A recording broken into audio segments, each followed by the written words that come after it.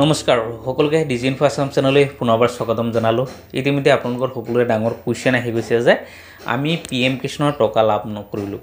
আপোনালোকে এই পিএম কিষাণৰ টকা যদি লাভ কৰা নাই আপোনালোকে কি কৰিব লাগিব আৰু আপোনালোকৰ কি প্ৰব্লেম হৈছে মই আগতে কৈছিলো যে আপোনালোকৰ কেইটামান কাম কৰিব লাগিব তেতিয়া হলেহে আপোনালোকে পিএম কিষাণ টকা লাভ কৰিব। তথাপি আপোনালোকে যদি হেখিনি কাম কৰা নাই বা আপোনালোকৰ কি প্ৰব্লেম হৈছে আপোনালোকে গম নাপালে আজি আপোনালোকক সম্পূৰ্ণ ডিটেইলছ আপোনাক দেখুৱাম আৰু আপোনালোকক জনাম যে আপোনালোকে কিহৰ কাৰণে পিএম কিষাণৰ টকা পোৱা নাই আৰু আপোনালোকে হেখিনি কেনেদৰে সলভ কৰিব আৰু হেখিনি পিএম কিষাণ টকা আপোনালোকে কেনেদৰে লাভ কৰিব। আপোনালোকে 19 নম্বৰ কিস্তি হওক 20 নম্বৰ কিস্তি হওক বা 21 নম্বৰ কিস্তি হওক যদি আপোনালোকে লাভ কৰা নাই হেখিনি আপোনালোকে লাভ কৰিব পাৰিব যদি আপোনালোকে গম পায় যে আপোনালোকৰ কিহৰ কাৰণে টকাটো আপোনালোকে পোৱা নাছিলে আৰু হেখিনিও মই আজি আপোনালোকে এটা কৰি দেখুৱাই দিম আৰু আপোনালোক কম হেখিনি যে আপোনালোকে কেনেদৰে সলভ কৰিব পাৰিব। কাৰণ ইতিমধ্যে সব পিএম কিষাণৰ টকা প্ৰধানমন্ত্ৰী নৰেন্দ্ৰ মোদী ডাঙৰীয়াই 9000 কৃষকক প্ৰায় 18000 টকা দিলে কিন্তু আপোনালোকৰ একাউণ্টত কিয় নহমালে কাৰণ আপোনালোকৰ যদি প্ৰব্লেম হৈছে আপোনালোক কিয় হমাব আৰু হেখিনি সলভ আপোনালোকে কৰিব পাৰিব। গতিকে সকলো ৰিকুৱেষ্ট থাকিল আপোনালোকে ভিডিওটো সম্পূৰ্ণকৈ চাব আৰু তাৰ লগতে আপোনালোকে যদি নতুনকৈ চাই আছে তেতিয়ালে চেনেলটো সাবস্ক্ৰাইব কৰি ভিডিওটো লাইক আৰু এটা শেয়াৰ কৰি দিব। আপোনালোকে প্ৰথমতে জানিব লাগিব যে আপোনালোকৰ প্ৰব্লেম কি হৈছে আৰু হেইটো জানিবলৈ হলে আপোনালোকৰ যেটো পিএম কিষাণৰ যেটো ৰেজিষ্ট্ৰেচন নাম্বাৰ আছে হেইটো আপোনালোকৰ হাতত থাকিব লাগিব বা যদি নাই যদি আপোনালোকৰ আধাৰ কাৰ্ডটো আছে হেইটো দি আপোনালোকে ওলাব পাৰিব। আপোনালোকে প্ৰথমতে আপোনালোকে হেইখিনি জানিবলৈ চেষ্টা কৰক যে আমাৰ সকলো ঠিক থাকাৰ পিছতো কি আমি পিএম কিষাণৰ টকা নাপালো কাৰণ আপোনালোকে বহুতে কমেন্ট কৰিছে যে আমাৰ সকলো ঠিক আছিল মই 20 নম্বৰ বা মই 21 নম্বৰ কিস্তি নাপালো। আপোনালোকে কিয় নাপালে আপোনালোকে কি কৰিব লাগিব হেতু জানিবলৈ হলে প্ৰথমতে আপোনালোকৰ পিএম কিষাণৰ সাইডত আহক আহি পেলাই আপোনাৰ নন ইউআৰ ষ্টেটাস যেটো আছে আপোনালোকে ইয়াতে আপোনালোকে প্ৰথমতে চেক কৰক যে আপোনাৰ কি হৈ আছে। যেতিয়া আপোনালোকে পিএম কিষাণৰ সাইডত আহিব ইয়াত আহি পেলাই যেতিয়া আপুনি চেক কৰক প্ৰথমতে আপোনাৰ যেটো ৰেজিষ্ট্ৰেচন নম্বৰ আছে সেই ৰেজিষ্ট্ৰেচন নম্বৰ দি বা নাই যদি আপোনালোকে তাত নন ইউআৰ ৰেজিষ্ট্ৰেচন নম্বৰ লিখা আছে আপোনালোকে আধাৰ কাৰ্ডটো দি আপোনালোকে ৰেজিষ্ট্ৰেচন নম্বৰটো উলাই লৈ আপোনালোকে লগইন কৰক। লগইন কৰাৰ পিছত আপোনালোকে আহিব যে এলিজিবিলিটি ষ্টেটাস যত আছে আপোনালোকে প্ৰথমতে এটো চেক কৰিব যে ল্যান্ড সেন্ডিং ইয়েস হৈ আছে নেকি ইকেওয়াইসি ইয়েস হৈ আছে নেকি তাৰ পিছত আপোনাৰ বেংক সেন্ডিং ইয়েস হৈ আছে নেকি যদি এইখিনি সকলো ঠিকই আছে তেতিয়াহলে আপোনালোকৰ কোনো প্ৰব্লেম নাই আপোনালোকে টকা লাভ কৰিবই লাগিছিল কিন্তু আপোনালোকে তথাপি টকা লাভ কৰা নাই। ইয়াৰ কাৰণে আপোনালোকে চাব লাগিব ৰিজন অফ ইনিজিবিলিটি ইফ এনি আপোনালোকে এইটোত ক্লিক কৰিব। এইটোত ক্লিক কৰি প্লে আপোনালোকৰ যেটো ইনষ্টলমেন্ট যেটো লাষ্ট ইনষ্টলমেন্ট যেটো আছে 19 নম্বৰ হক 20 নম্বৰ হক বা 21 নম্বৰ এই হক আপোনালোকে এইটোত ক্লিক কৰক। ক্লিক কৰাৰ পিছত আপোনালোকে তলত আহি যাব আপোনালোকে এতে চাব যে আপোনালোকৰ পেমেন্টটো কিয় হোল্ড কৰিছে বা কি হৈছে আপোনালোকে এইখিনিত এতিয়া গম পাব কাৰণ বহুত প্ৰব্লেম হৈছে আপোনালোকে এনেদৰে জানিব লাগিব। মই যিমানখিনি পাৰিছো বা যিমানখিনি মোৰ হাতত আছে এইখিনি আপোনালোকে ষ্টেটমেন্টখিনি আপোনালোক দেখুৱাম বা এইখিনি আপোনাক জনাম। আপোনালোকে ৰিজন অফ ইনএলিজিবিলিটি যেতিয়া ক্লিক কৰিব আৰু তাৰ পিছত যেতিয়া ইনষ্টলমেন্টত ক্লিক কৰিব তাৰ পিছত আপোনালোকে তলত চাব ৰিজন অফ ইনএলিজিবিলিটি লিখা আছে incompleted identity of previous owner যদি আপোনালোকৰ তেনেকুৱা প্ৰব্লেম আহি গৈছে তেতিয়া হলে আপোনালোকে পিএম কিষাণ টকা আপোনালোকে লাভ কৰা নাই কাৰণ এটো হৈছে কি আপোনালোকৰ যদি ডাবল পিএম কিষাণ আছিল আগতো কৰা আছিল আপোন নেক্সট আকৌ পিএম কিষাণ কৰি দিছে তেতিয়া হলে আপোনালোকৰ এনেকুৱা প্ৰব্লেম হৈছে কাৰণ বহুতৰে এটো এটা প্ৰব্লেম হৈছে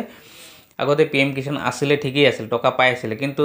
হঠাৎকে তেও কেওয়াইসি কৰিব পৰা নাই বা আধাৰ লিংক কৰিব পৰা নাই যাৰ কাৰণে তেও নতুনকৈ আধাৰ আকৌ কৰি দিছে তেনেকুৱা যদি বহুতৰ এই প্ৰব্লেমটো হৈছে কাৰণে তেওঁলোকে সেই টকা তেওঁলোকে লাভ নকৰিলে। তাৰ পিছত আৰু এটা ডাঙৰ সমস্যা হৈছে যে আপোনালোকে যদি নতুনকৈ যদি আবেদন কৰিছিল সব বেছি প্ৰব্লেম হৈছে যিসকল মানুহৰ নতুনকৈ আবেদন কৰিছিল তেওঁলোকৰহে ডাঙৰ প্ৰব্লেমটো হৈছে তেওঁলোকৰহে বেছিভাগ মানুহে এই টকা লাভ নকৰিলে। আপোনালোকে যদি দুটা তিনটা কিস্তি পাইছে এতিয়া যেটো 21 নম্বৰ কিস্তি দিছে বা 20 নম্বৰ কিস্তি লৈকে আপোনালোকে নাপালে আপোনালোকৰ ডাঙৰ সমস্যা হৈছে আপোনালোকে যেতিয়া নতুনকৈ যেতিয়া আবেদন কৰিছিল যত ল্যান্ড ট্ৰান্সফাৰ যত দিব লাগে তাত যদি আপোনালোকে দেখুৱাইছে যে ল্যান্ড ট্ৰান্সফাৰত 1-2-2019 বা আপোনালোকে 19 চনৰ পিছত যদি দেখুৱাইছে তেতিয়া হলে আপোনালোকৰ পেমেন্ট টেম্পৰাৰি ষ্টপ কৰিছে আপোনাৰ একেবাৰে ক্লোজ কৰি দিয়া নাই যে আপোনাৰ পিএম কিষাণ বন্ধ কৰি দিছে আপোনাৰ লাইফত নহব হেতু নহয় আপোনাৰ টেম্পৰাৰি ষ্টপ কৰিছে আৰু আপোনালোকক কন্টাক্ট কৰিব দিছে এগ্ৰিকালচাৰ অফিচৰ লগত আৰু আপোনালোকৰ হেইখিনি আপোনালোকে যেতিয়া আকৌ আপোনালোকে সাবমিট কৰিব তেতিয়া হলে আপোনালোকৰ হেইখিনি টকা আপোনালোকৰ যিখিনি পেন্ডিং আছে হেইখিনি লাভ কৰিব আৰু হেইটো আপোনাৰ সলভ কেনেকৈ কৰিব। ইতিমধ্যে পিএম কিষাণৰ সাইডত এডিট অপচন আহি গৈছে আপোনালোকে তাত এডিট কৰিব লাগিব আপোনালোকে আকৌ এপ্লাই কৰিব লাগিব কাৰণ PM কিষাণ যেটো কৰিছিলে হেতুই থাকিব আপোনালোকে নিউ আপোনালোকে ৰিজন যেটো হৈছে যেটো ৰিজেক্ট হৈছে ৰিজেকশনটো আপোনালোকে নিউ আপডেট দিব লাগিব আপডেট দিয়াৰ সময়ত আপোনালোকৰ মাটিৰ কাগজ আধাৰ কাৰ্ড দি পেলাই আপোনালোকে নতুনকৈ আপোনালোকে সাবমিট কৰিব লাগিব সাবমিট কৰাৰ পিছত আপোনালোকে পুনৰবাৰ আকৌ KYC কৰিব লাগিব কিন্তু বহুতৰ এই প্ৰবলেমটো হৈছে তেওঁলোকে যেটো ৰিজন যেটো ৰিজেক্ট হৈছিল লেন্ড ট্ৰান্সফাৰৰ কাৰণে তেওঁলোকে আপডেট মাৰিছে ঠিকই কিন্তু KYC কৰা নাই আৰু এই KYC টো আপোনালোকৰ এটা ডাঙৰ সমস্যা আছে কৰিবলৈ এটো হৈছে স্যাৰ KYC টো আপোনালোক বায়োমেট্ৰিক দি কৰিব লাগে CSC চেণ্টাৰত আপোনালোকে পাৰিব বা আপোনালোকৰ যেটো PM কিষাণৰ যেটো এপছ আছে আপোনালোকে PM কিষাণৰ এপছটোত লগইন কৰি পেলাই আপোনালোকে যেটো KYC বিচাৰিছে হেটো আপোনালোকে কৰিব পাৰিব কিন্তু আপোনালোকে ইয়াত আৰু এটা প্ৰবলেম আছে PM কিষাণৰ এপছত যদি আপোনালোকে হেটো কৰিব যায় তেতিয়াহলে আপোনাৰ যেতিয়া আধাৰ কাৰ্ড দি আপুনি সাৰ্চ কৰিব তেতিয়া আপোনালোকৰ নাহিবও পাৰে যদি নাহে তেতিয়াহলে যাৰ PM কিষাণ আগৰ পৰা পাই আছে সকলো ঠিকই আছে তাৰ আইডি দিবা তাৰ আধাৰ কাৰ্ড দি আপোনালোকে লগইন কৰি পেলাই যত আপুনি KYC বিচাৰিছে তাত গৈ আপোনালোকে যিজন মানুহৰ কৰিব যিজন মানুহৰ নট ফাউণ্ড আহিছিলে সেই মানুহজনৰ তাত আধাৰ কাৰ্ড দি পেলাই আপুনি KYC টো কৰাই দিব পাৰিব আৰু তেতিয়াহলে আপোনালোকৰ এইটো আপোনালোকৰ সলভ হৈ যাব আৰু KYC আপোনালোকৰ 100% হৈ যাব আৰু নেক্সট পৰ্যায়ত আপোনালোকৰ এই যেটো এপ্ৰুভেল আহিব লাগে তেতিয়া ডিস্ট্ৰিক্ট এপ্ৰুভেলত গুছি যাব আৰু তাৰ পৰা আপোনালোকে যেটো ডিস্ট্ৰিক্ট এপ্ৰুভেল হৈ যাব তাৰ পিছত আপোনালোকৰ টকা আপোনালোকে লাভ কৰিব তাৰ পিছত আৰু এটা প্ৰবলেম হৈছে পুৰণা হক বা নতুন হক এই সবৰ ক্ষেত্ৰত এটো প্ৰবলেম হৈছে হেতু হৈছে ফাৰ্মাৰ আইডি কাৰণ এটো সব আজি এবছৰই হৈ গল পৰা 2 বছৰই হৈ গৈছে ফাৰ্মাৰ আইডি আপোনালোক বনাব দিয়া হৈছে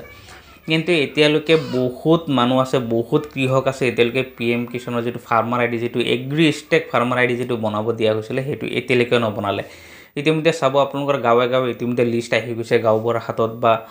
এগ্ৰিকালচাৰ অফিচৰ পৰা ইতিমধ্যে লিষ্ট আহিছে কোনে ফাৰ্মাৰ আইডি বনোৱা নাই গতিকে আপোনালোকে যদি ফাৰ্মাৰ আইডি বনোৱা নাই তেতিয়াহলে আপোনালোকৰ PM কিষাণৰ টকা আপোনালোকে লাভ কৰা নাই বা আপোনালোকে আগলৈও লাভ নকৰে যেতিয়ালৈকে আপোনালোকে ফাৰ্মাৰ আইডি নবনায় গতিকে আপোনালোকৰ সকলো ঠিক থাকাৰ পিছতো আপোনালোকে কিন্তু ফাৰ্মাৰ আইডি নাথাকিলে টকা লাভ নকৰে আৰু আপোনালোকে ফাৰ্মাৰ আইডিটো আপোনালোকৰ ওচৰত যি CSC চেণ্টাৰ আছে আপোনালোকে তাতে গৈও আপোনালোকে বনাব পাৰিব অতি সহজে আপোনাৰ অনলি আধাৰ কাৰ্ডটো আৰু আপোনাৰ যেটো ডাক নম্বৰ আছে মাটিৰ কাগজটো লৈ যাব তাত গৈ আপোনালোকে ফাৰ্মাৰ আইডিটো আগতে বনাওক তাৰ পিছতহে আপোনালোকে সেই PM কিষাণ টকাটো লাভ কৰিব যদি আপোনালোকে এপ্ৰুভ হৈ যায় কাৰণ ফাৰ্মাৰ আইডি বনাওতে আপোনালোকৰ নিজৰ নামত মাটি লাগিব যদি নিজৰ নামত মাটি আছে তেতিয়াহলে আপোনাৰ ফাৰ্মাৰ আইডি হ'ব আৰু আপোনালোকে তেতিয়া নেক্সট পৰ্যায়ত আপোনালোকে সেই PM কিষাণৰ টকা পাব তাৰ পিছত আৰু এটা ডাঙৰ প্ৰবলেম হৈছে চাওক আপোনালোকৰ যেটো ডাবল PM কিষাণ বুলি কৈ আছে যদি আপোনাৰ ডাবলও হৈ আছিল তথাপি আপোনালোকে PM কিষাণ নাপায় কাৰণ আপোনাৰ ঘৰত চাওক হাজবেণ্ড আৰু ওয়াইফ যদি দুজনেও কৰিছিলে তথাপি কিন্তু আপোনালোকে সেই PM কিষাণ পোৱা নাছিলে আৰু হেকিটাও তেওঁলোক অটোমেটিক্যালি বন্ধ কৰি দিয়া হৈছে আৰু সেই সকলো কিন্তু সেই PM কিষাণ পোৱা নাই তাৰ পিছত হৈছে সিলিন্ডাৰ ইতিমধ্যে আপোনালোকে নাজানে যে PM কিষাণ কি হৈছে সকলো ঠিক আছে কিন্তু আপোনাৰ টকা নোহোমায় এই হৈছে সিলিন্ডাৰ এটো ভলান্টিয়াৰ যেটো সিলিন্ডাৰ বুলি কয় অটোমেটিক্যালি বহুত মানুহৰ কিন্তু এই সিলিন্ডাৰ হৈ গৈছে যাৰ কাৰণে আপোনালোকে সেই টকা লাভ কৰা নাই গতিকে আপোনালোকৰ যদি এনেকুৱা প্ৰবলেম হৈছে আপোনালোকে এই সকলোখিনি আপোনাৰ যি প্ৰবলেমই হৈছে আপোনালোকে প্ৰথমতে নন ইউৰ ষ্টেটাছত গৈ আপোনাৰ চেক কৰি পেলাই আপোনালোকে চাওক যে আপোনাৰ যি কোনো প্ৰবলেম হৈছে সেইখিনি সলভ আপোনালোকে কৰিব লাগিব যিখিনি আপোনাৰ প্ৰবলেম হৈছে তাৰ পিছতহে আপোনালোকে সেই PM কিষাণৰ টকা পাব কাৰণ ফাৰ্মাৰ আইডি আপোনালোকে CSC চেণ্টাৰৰ ওচৰতে বনাব পাৰিব আৰু যদি ৰিজেক্ট হৈছে আপুনি আপডেট দিব পাৰিব CSC চেণ্টাৰত কিন্তু আপোনালোকে বাকি যিখিনি প্ৰবলেম হৈছে যি প্ৰবলেমই হৈছে লেন্ড ট্ৰান্সফাৰৰ কাৰণে প্ৰবলেম হৈছে ডাবল PM কিষাণৰ কাৰণে হৈছে আপুনি সাৰেন্ডাৰ হৈ গৈছে আপোনাৰ ঘৰত দুটা তিনটা PM কিষাণ আছিল যাৰ কাৰণে হৈছে লেন্ড চেণ্ডিং নো হৈ আছে আপুনি এইখিনি আপোনাৰ প্ৰবলেম সলভ কৰিব লাগিব একমাত্ৰ আপোনাৰ ডকুমেন্ট যিখিনি আছে আপুনি এগ্ৰিকালচাৰ অফিচত গৈ আপুনি ডকুমেন্ট সাবমিট কৰিব লাগিব তেতিয়া হলে আপোনালোকৰ হেখিনি প্ৰবলেম সলভ হ'ব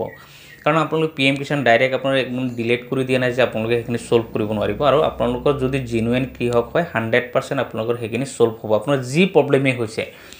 খালি ফাৰ্মাৰ আইডিটো যদি নাই তেতিয়া আপুনি বনাব লাগিব নতুনকে তাৰ কাৰণে আপুনি অফিচত যাব নালাগে তাৰ পিছত যদি আপোনালোকৰ ৰিজেক্ট হৈছে প্ৰথমতে তাত আপডেটটো দি পেলাই পিছতহে আপোনালোকে অফিচত যাব লাগিব গতিকে আপোনালোকৰ যিকিনো প্ৰবলেম হৈছে নন ইউৰ ষ্টেটাছটো আগতে জানি লওক আৰু সেই কপিটো আপোনালোকে উলাই পেলাই আপোনাৰ আধাৰ কাৰ্ড মাটিৰ কাগজ আৰু ফাৰ্মাৰ আইডিটো আপোনালোকে লৈ পেলাই এগ্ৰিকালচাৰ অফিচত গৈ আপোনালোকে জমা দিব